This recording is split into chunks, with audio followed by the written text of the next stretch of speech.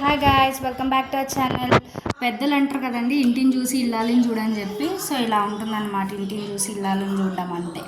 మనం ముందుగా అయితే ఎగ్స్ దగ్గరికి వచ్చాము. ఇలాంటి ఒక బుట్ట ఉంటుంది కదా ఇంట్లో, ఏదైనా ఇలాంటి ఒక బుట్టలాగా అరేంజ్ చేసుకొని ఇందులోనే ఎగ్స్ కవర్ ఉంటుంది కదా, ఆ కవర్లోనే ఎగ్స్ పెట్టినామంటే పగిలిపోయినా కానీ అందులోనే ఉండిపోతుంది. ఆ వేస్ట్ అంతా తీసుకెళ్ళి ఇలానే డస్ట్బిన్లో వేసేయచ్చు.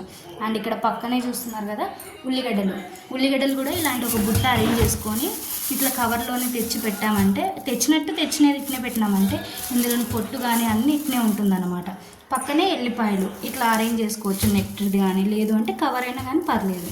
ఇట్లా అయితే యూజ్ చేసుకోండి, చాలా బాగుంటుంది, మీకు కూడా యూజ్ అవుతుంది.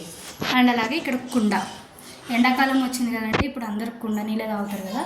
సో పిల్లలు నీళ్ళు తాగాలి అంటే ఇలా ముంచడానికి బదులు ఇలా ట్యాప్ అనేది తీసుకున్నామంటే చాలా యూజ్ అవుతుంది అందరికీ. ఓకేనా. ప్లాట్ఫామ్ నీట్గా పెట్టుకుంటే అయితే ప్లాట్ఫామ్ బాగుంటుంది. అండ్ అలాగే చాలా వరకు మిక్సీ దగ్గరే అందరూ ప్రాబ్లం ఫేస్ చేస్తుంటారు. ఎందుకు అంటే మనకు మిక్సీ నీట్గా ఉంటేనే కదండి అది కొన్ని సంవత్సరాలైనా మనతో పాటు పనిచేసేది.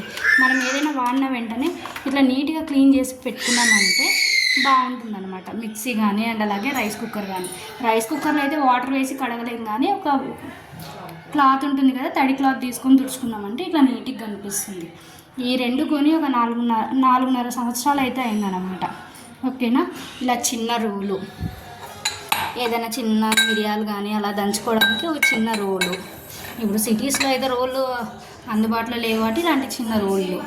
ఇంకొకటి ఏంటి అంటే ఉప్పు కారాలు తొందరగా అందడం కోసం అని చెప్పేసి ఇట్లా ఒక స్టాండ్ లాగా అరేంజ్ చేసుకున్నామంటే మనకి తొందరగా యూజ్ అవుతుంది అన్నమాట వంట చేసేటప్పుడు.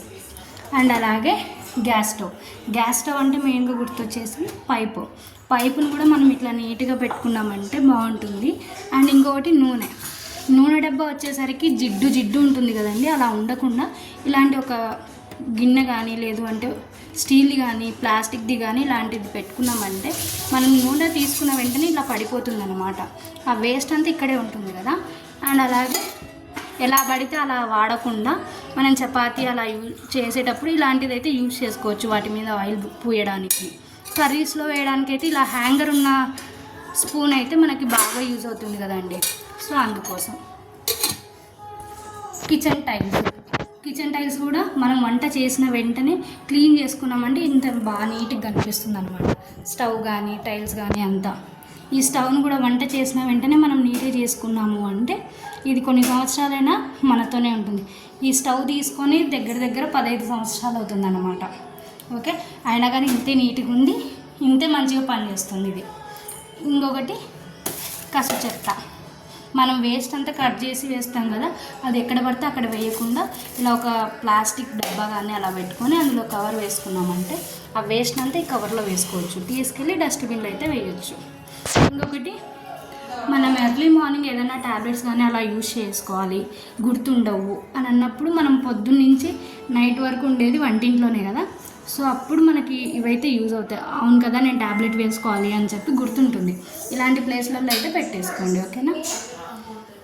అంట్లు తోమిన వెంటనే ఇలాంటి ఒక గంప, ప్లాస్టిక్ గంపలు కానీ టబ్బులు కానీ దొరుకుతున్నాయి కదా, మనం అంట్లు తోమిన వెంటనే ఇలా పెట్టుకున్నామంటే ఒకవేళ వాటర్ ఉన్నా కానీ ఇట్లా పడిపోతుంది అన్నమాట. ఓకేనా. Water purifier. అండ్ అలాగే బ్రషెస్ కానీ ఇట్లా సోప్ కానీ ఇలా అయితే అరేంజ్ చేసుకోండి. ఇలాంటి హ్యాంగర్స్ అయితే ఇప్పుడు దొరుకుతున్నాయి కదా బాగా.